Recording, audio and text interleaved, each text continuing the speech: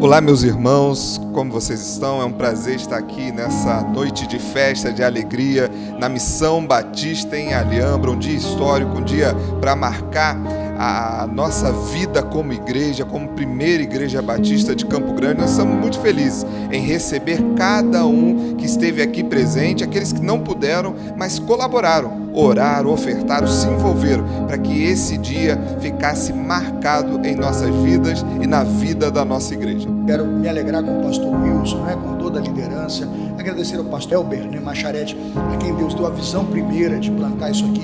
Há exatos 9 anos atrás ele plantou um trabalho missionário. Depois, em 2014, construímos o galpão e hoje, exatamente hoje, 2022, entregamos o templo praticamente todo pronto e construído. Obrigado, irmão Davi Sobrinho, que foi o nosso grande movimento de promoção, divulgando a campanha. Agradecer ao Bruno, nosso engenheiro. Foi uma noite memorável ver a nossa gratidão ao Anselmo, ao Davi Nunes, da nossa comissão, e a todos aqueles que realizaram esta grande obra para que o nome de Deus seja glorificado. Tenho que agradecer muito a gestão do pastor Felipe Tavares, que em tão pouco tempo, na direção do departamento, realizou, na minha percepção, um projeto que fez história na vida da primeira igreja. O meu desejo é que esse culto comece aqui e foi interrompido. A gente voltar aqui em agosto e organizar definitivamente a igreja para que o nome de Deus seja glorificado.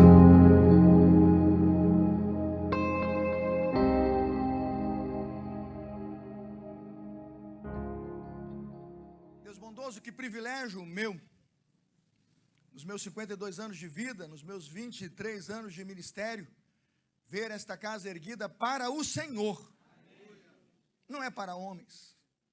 Que mérito temos nós, tão pequenos, diante de um Deus tão grande, que tem, ó Deus, revolucionado o mundo com o seu amor e transformado o mundo com seus atos de misericórdia. Faça desse lugar, ó Deus, um lugar vivo de adoração. Unge os lábios do teu pastor todas as vezes que ele subir aqui, ó Deus, a este púlpito, para proclamar uma mensagem de salvação.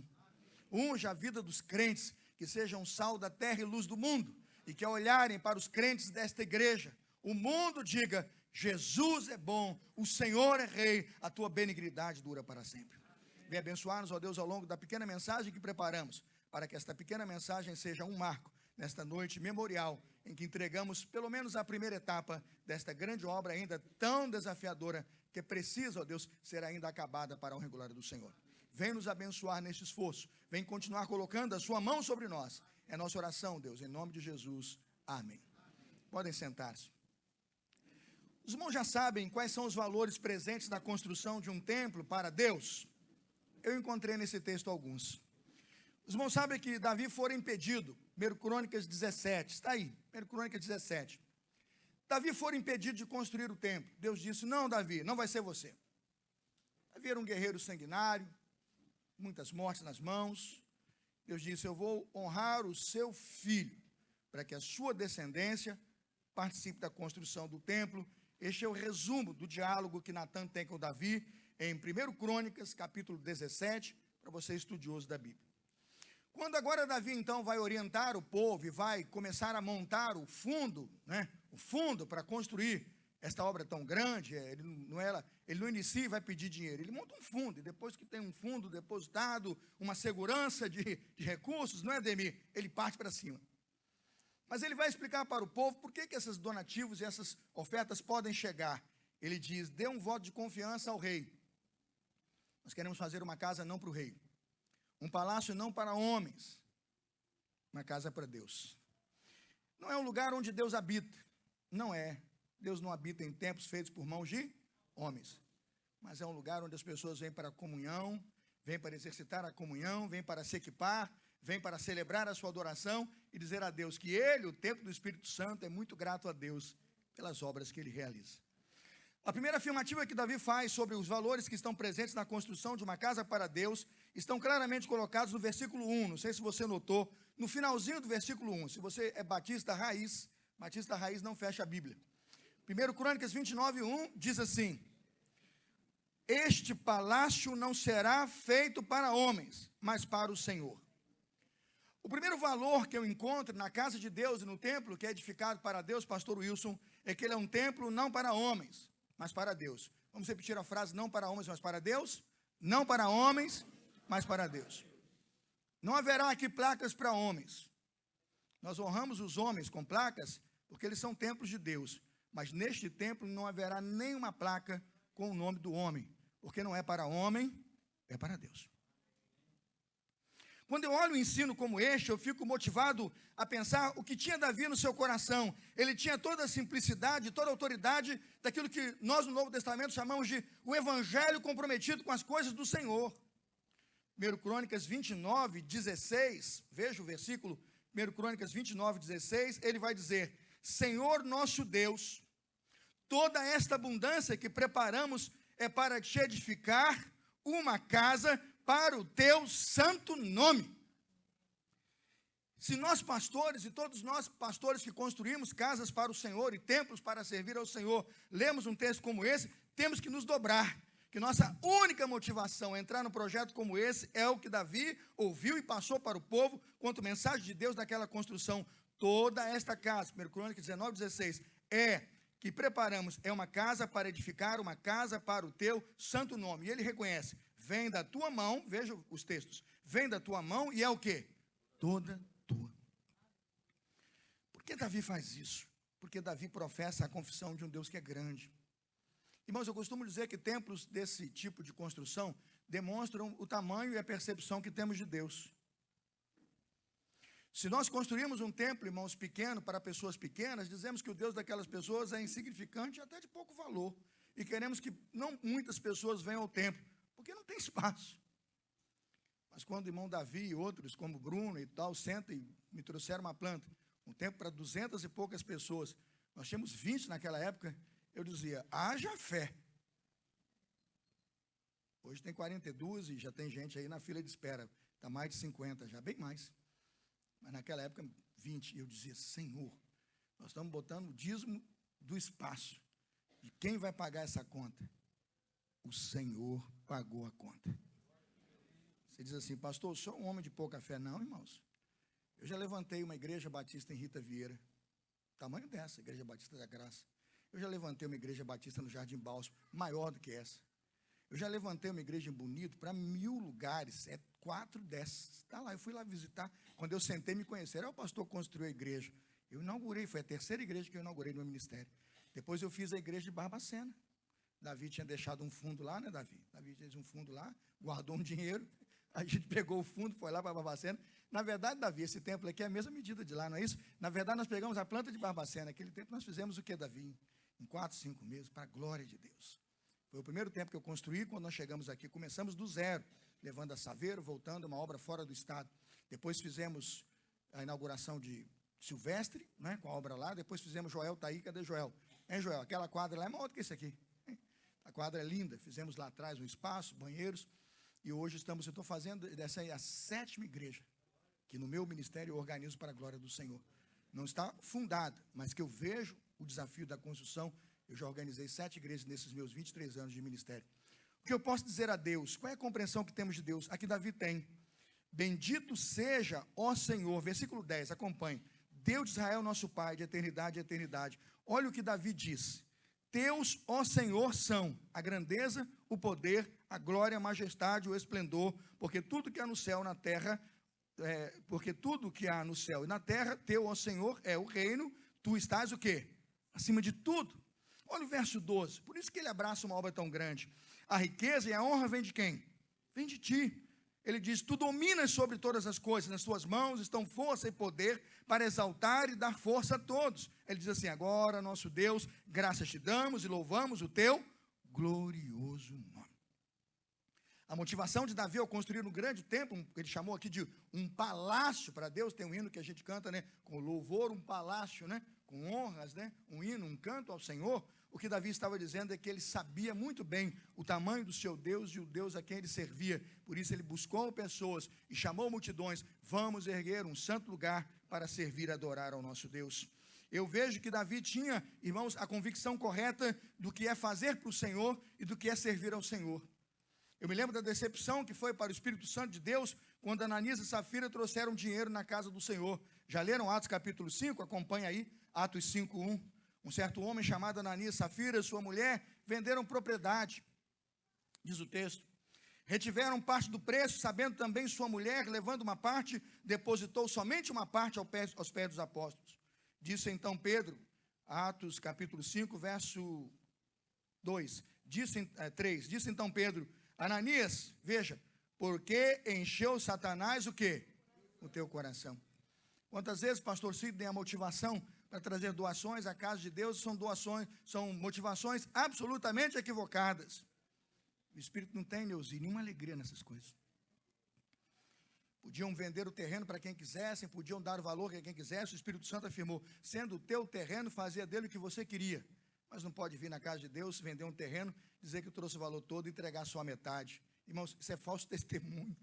O coração está cheio da miséria de Satanás. Eles queriam comprar, na verdade, os mesmos atos de misericórdia que a igreja teve com Barnabé, porque Barnabé foi elogiado, porque vendeu propriedades, trouxe, todo mundo elogiou Barnabé como um homem bom e de consolação. Eles ficaram com inveja e disseram, queremos o mesmo título, mas veja bem, não tinham coração para comprar, queriam comprar com dinheiro. Quando pensamos na obra que Davi realiza para o Senhor, o que eu vejo aqui, primeiramente e claramente, que não é Satanás ou a motivação satânica ou para a sua própria glória que enche o seu coração, ele está motivado pelo poder de Deus e pela graça de Deus. Irmãos, o que é de Deus subsiste. O que é para Deus subsiste. Se você vê um templo fechado ou não funcionando, se você vê um templo que não está operando e ganhando almas, pode ter certeza, alguma coisa errada na motivação, alguma coisa errada na ação, alguma coisa errada desde o edifício do projeto de construção, porque quando Deus está nesse negócio, funciona. A Bíblia diz, se Deus é por nós, quem será contra nós? Eu me lembro daquele sábio conselho que deu Gamaliel, quando estavam discutindo sobre então calar a voz de Pedro, calar a voz dos discípulos. Ele estava perguntando, vamos parar essa gente, vamos prender essa gente, vamos proibir de pregar, e Gamaliel disse, não façam isso não. Gamaliel diz em Atos 5:36, Teudas se levantou pregando, multidão acompanhou, foi fogo de palha. Depois se levantou um tal de Judas, Galileu, alistou, levou um povo sobre si, deram poucos ouvidos, e os que deram poucos ouvidos foram dispersos.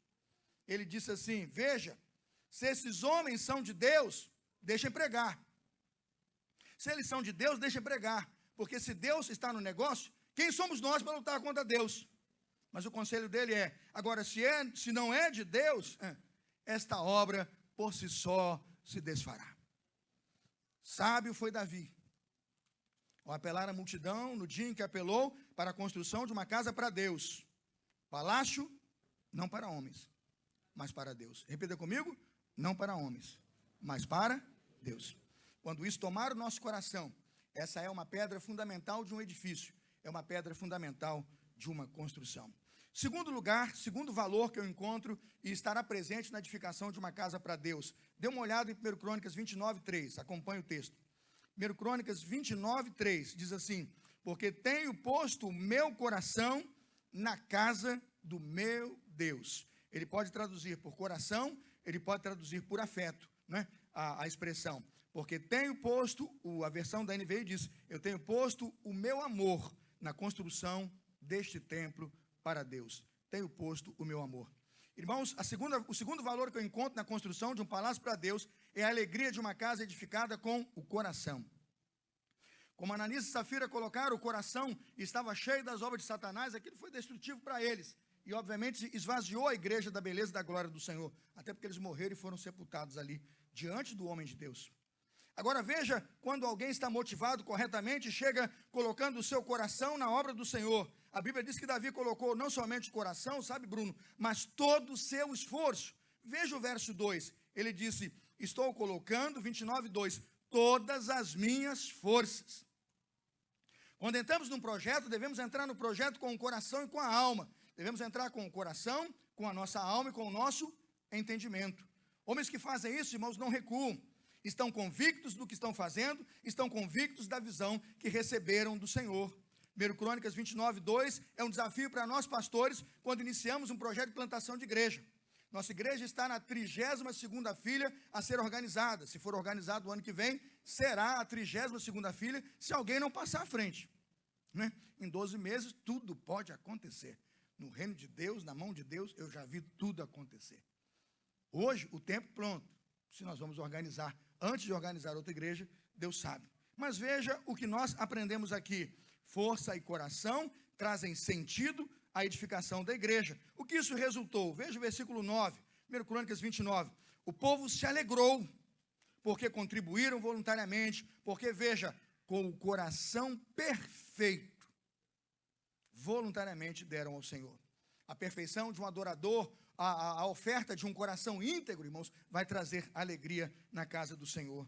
Eu me lembro daquela história antiga, você conhece, de alguém que vai passar, Bruno, num canteiro de obras. Podia ter acontecido aqui. Estavam 3 funcionários da empresa BLV, engenharia. Estou inventando aqui a história. E estavam lá trabalhando na hora em que estavam fazendo os fundamentos da obra, Bruno. Chegou lá um curioso estagiário, né? E perguntou para o primeiro assim: meu amigo aí, o que você está construindo? Ele disse: você não está vendo? Eu estou quebrando pedra. E ele com a marreta, uma luva, e pá, abrindo as rochas para jogar na fundação. Estou quebrando pedra, ganhando mal, sofrendo, morrendo de trabalhar, estou com dor nas costas, minhas unhas estão quebradas, esfoladas. Sinceramente, meu amigo, estou aguentando não. Aquele estagiário chegou para o segundo e perguntou: meu amigo, o que você está fazendo aqui? Ele disse: como ele está quebrando pedra, eu vou além. Eu estou ganhando meu sustento. Eu vou sustentar a minha família, saio daqui levando algum dinheiro para casa. Ele foi para o terceiro. O terceiro era sorridente, alvissareiro, assoviava, cantava, quebrava pedra, jogava no pé, de lado chutava. É tipo Ademir, assim, todo descolado. Olhando aquele sujeito interessante, ele perguntou para o terceiro: o que você está fazendo aqui? Eu soube que é uma casa para Deus. Eu estou construindo um templo para o Senhor. A motivação diz tudo. O valor inspira. A beleza de um lugar, irmãos, está na natureza daqueles que constroem com o coração que nele colocam. Se nós queremos trabalhar insatisfeitos, nossa insatisfação vai perfumar cada uma dessas janelas. Mas se com o coração e com alegria fazemos um tempo para Deus, eu vou dizer: eu estou sorrindo, trabalhando, quebrando pedras, porque eu estou construindo uma casa para Deus. Todos que colocam o coração no projeto do Senhor verão a alegria do Senhor neste projeto. 1 Crônicas 29, 9. O povo se alegrou voluntariamente, porque o coração do povo era perfeito e inteiro diante do Senhor. Onde está seu coração? Sabe, Angélica, o profeta Isaías denunciou o povo quando adorava a Deus sem coração. É possível adorar sem coração. Isaías 29, 13 diz: esse povo se aproxima de mim com a boca, me honra com os lábios, mas o seu coração está longe de mim. Ninguém vai levantar uma casa para Deus se não colocar primeiro o seu coração. 1 Crônicas 29, 2. Eu pus ali o meu coração. 29, 3. Eu pus ali o meu coração, eu pus ali o meu afeto. Veja, por gentileza, o versículo 16, né? Versículo 16. Senhor nosso Deus, toda esta abundância que preparamos é para edificar uma casa ao teu santo nome. Vem da tua mão e é toda tua. Veja o versículo 18, ele vai dizer: Senhor Deus de Abraão, Isaque, Israel, nossos pais, conserva isto para sempre no intento dos pensamentos, veja, do coração do teu povo. Diz ele: encaminha o seu coração para ti. Se o homem colocar o coração, irmãos, isso aqui é pequeno. É provável que esse templo tenha que avançar até aquele lado lá e talvez um segundo andar, porque as pessoas que estão aqui colocam nesta obra a certeza de que esta casa não é para homem, é para Deus. E eu coloco nisso o meu coração, a minha família e a minha vida. Trabalhamos não para homens, mas para Deus. Deus vê os corações. Quando Jessé ouviu isso de Samuel, aprendeu a lição. Deus não vê como vê o homem, disse Samuel a Jessé. Deus vê o coração. 1 Crônicas 29, 17. Deus sonda o coração e a integridade do seu povo. Oremos, irmãos. Oremos pelo coração leal dos crentes. Oremos para que os crentes se apresentem com um coração leal, digno e verdadeiro ao Senhor. O texto é muito claro no verso 18, que os pensamentos do coração do teu povo sejam leais, totalmente leais e devotados ao Senhor. O Senhor Jesus, ao pregar o sermão, ele dizia, Mateus 6, 21, onde o homem colocar o seu tesouro, coloca ali também o quê? O seu coração. Eu não vou construir, não vai porque não colocou o coração. Eu não vou doar, não vai doar porque não colocou o coração. a sua prioridade, o seu coração, querido, está em outro lugar. Um dia me perguntaram, pastor, por que o senhor não foi? Eu digo, não foi porque não era prioridade. Não tenho desculpas. O que eu vou dizer? Eu não fui. Eu fiz isso, fiz aquilo, peguei o carro, subi, desci, dei aula, orei, fiz, tal. E lá o senhor não foi. Não foi porque não era prioridade. Eu dei prioridade a outras coisas. Deveria ter dado a você, mas não dei. A verdade nua e crua, aonde você coloca o seu coração, ali vai estar também o quê? O seu tesouro. Ou colocou o seu tesouro, coloca ali o seu coração. Ao terminar essa pequena mensagem, irmãos, vamos ao capítulo 29, verso 5, 1 Crônicas 29, 5, a grande pergunta que não quer calar, e encerramos o sermão com ela como conclusão. 1 Crônicas 29, 5, ele disse, trago ouro para objetos de ouro, prata, para toda a obra de mãos dos artífices. Ele diz assim, pergunta, quem, pois, está disposto a encher a sua mão para oferecer o quê? Voluntariamente ao Senhor. A pergunta que faço hoje é, quem hoje está disposto? Levanta a mão. Quem está disposto? Levanta a mão. Mas eu nem disse para quê, glória a Deus. É isso. Olha isso, pastor. Já pode comprar a fachada, pastor. Um exército de gente disposta, ninguém pode derrotar. Um exército de gente que dispõe o seu coração. Dispor, irmãos, é como colocar o exército em fila. Sentido? É assim? Você coloca um exército, todo mundo em disposição e em marcha. Irmãos, a vitória é nossa ou não? Já dizia o rei Josafá, esta batalha não vamos pelejar, porque esta batalha não é nossa. Ela é de quem, irmãos? Porque o povo estava disposto. O povo entendia o Deus que estava por trás dessa obra. Aqueles irmãos, o seu rei, obviamente o filho dele, então Salomão, quando vão iniciar aquela obra, sabem, a vitória é certa em nome de Jesus. Não é que não teremos lutas, teremos. Aquele tempo foi destruído, irmãos. Precisou ser reconstruído, porque o inimigo, irmãos, não brinca de ser diabo, ele trabalha para oprimir a igreja, mas quando levantamos e alguém derruba, nós levantamos e construímos, sabemos que a vitória é nossa, em nome de Jesus. Foi a disposição daquele povo que levantou aquela obra. Por quê, irmãos? Servir dá trabalho, construir dá trabalho. Ninguém gosta do zangão, ninguém. Todo mundo gosta da abelha rainha. Do zangão, não. Mas não se faz uma colmeia sem zangão. Nada a ver. Tem dinheiro? Tem não. Dá para fazer? Hoje não. Amanhã faz. E amanhã tem? Hoje não. Não é assim, Davi?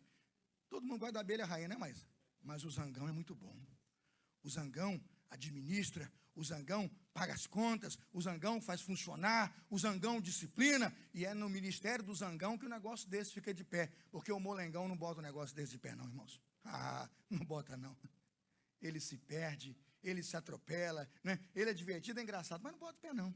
O que eu vejo nesse texto aqui, irmãos, é que o trabalho requer disposição. Tem que levantar cedo, tem que estudar, tem que andar, tem que trabalhar, tem que projetar, né, Bruno? Tem que imprimir a cópia, tem que brigar com o funcionário, tem que chegar no horário, tem que cobrir quem falta, porque servir dá trabalho. Repita comigo, servir dá trabalho. Quem está disposto? Trabalho é palavra comum do vocabulário de Jesus e é o motivo pelo qual uma obra dessa tem que ser levantada. João capítulo 5, 17, meu Pai trabalha até agora e eu também? Aleluia, eu também trabalho. João capítulo 9, versículo 4, convém que eu faça as obras daquele que me enviou enquanto é dia. Por quê, irmãos? A noite vem quando ninguém pode trabalhar. Mãos ao trabalho, crentes. Levantemos casas para o Senhor. Coloquemos, irmãos, toda a nossa certeza de que este tempo não é para homens, mas para o Senhor. Coloquemos nesse projeto não o nosso orgulho, a nossa vaidade. Coloquemos nesse projeto o nosso coração, a nossa verdade, a nossa pureza, a nossa fidelidade, a nossa oferta, a nossa integridade. Porque esta casa não é para homens, é para o Senhor. Aqueles homens colocaram, irmãos, bens à disposição. Não se faz uma obra dessa sem dinheiro e sem bens. Versículo 7, veja capítulo 29, versículo 7. Ele disse, deram para o serviço da casa do Senhor 5.000 talentos de ouro, 10.000 dracmas, 10.000 talentos de prata, 12.000 talentos de cobre, 100.000 talentos de ferro. Pastor, pega com o Davi o relatório de todos que ofertaram e tudo que entrou.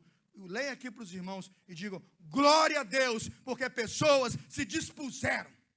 Quem está disposto a levantar uma casa para o Senhor? Aí Davi diz assim, para terminar, Porque quem sou eu e quem é o meu povo para que pudéssemos oferecer voluntariamente coisas semelhantes? Diz o texto, porque tudo vem de ti e do que é teu tu damos. Damos porque não é nosso, nós só devolvemos, nós somos só mordomos. Quem é que é mordomo das coisas de Deus? Levanta a mão. Então eu posso contribuir porque eu não sou dono, eu sou mordomo do que Deus me deu. Eu me lembro, e você me pergunta, por que construímos casas de acolhimento como essa, para comunhão, para fazer obras sociais, para visitação, para salvação e pregação do Evangelho? Por um motivo. Exatamente um ano atrás, 15 de agosto de 2021, o grupo ultraconservador do Talibã retomou o controle do país. 15 de agosto de 2021, que dia terrível. Eu vi gente pendurada nas asas do avião caindo do céu, porque não entraram no avião e de lá do alto despencaram, morrendo. Quando eu vi aquelas cenas de horror, eu disse, Angélica, eu vivi para ver isso. Eu nunca imaginei. Pessoas correndo para navios, para não sei o quê, para barcos, para não sei, avião, para onde tiver carro, porque queriam fugir do país, porque naquele dia o exército americano tinha deixado o quê? O país. Que responsabilidade um país tem quando vota num presidente? Olha o que um homem fez lá. Tirou assim, do dia para a noite, todo o exército. Aquelas famílias se viram amarguradas. Uma menininha saiu de lá. Ela foi parar, foi qual cidade que ela foi parar? Não, eu falo lá, teve uma outra cidade antes de chegar no Brasil, um outro país, né? Eu esqueci o nome do país, vê se você lembra aí. Ela saiu do Afeganistão, foi para outro país, é do lado ali, eu esqueci o nome. Paquistão, é esse, Felipe, você tem professor de missões. Ela sai do Afeganistão, vai para o Paquistão, fica escondida lá, com a família dela. Ela, a mãe, a irmãzinha e o irmão, e o tio dela. Estão lá, sem futuro, sem destino, amassadas, não tem para onde ir. Uma junta que você contribui, dá dinheiro, bota aquela família no avião, traz para São Paulo, Morungaba, esse é o nome do lugar. Um dia bota essa gente num carro, num avião, traz para o Rio. Essa menina vem parar na minha igreja para tomar café na minha mesa. Eu entendi quase nada que ela falou. E fala daqui, fala de lá, não fala inglês, aí vamos lá. A gente se entende pelo amor, amém, irmãos? A menina vai para o culto, a mãe vai para o culto, uma hora dão um microfone para a menina. Ih, Jesus! O que essa menina vai falar?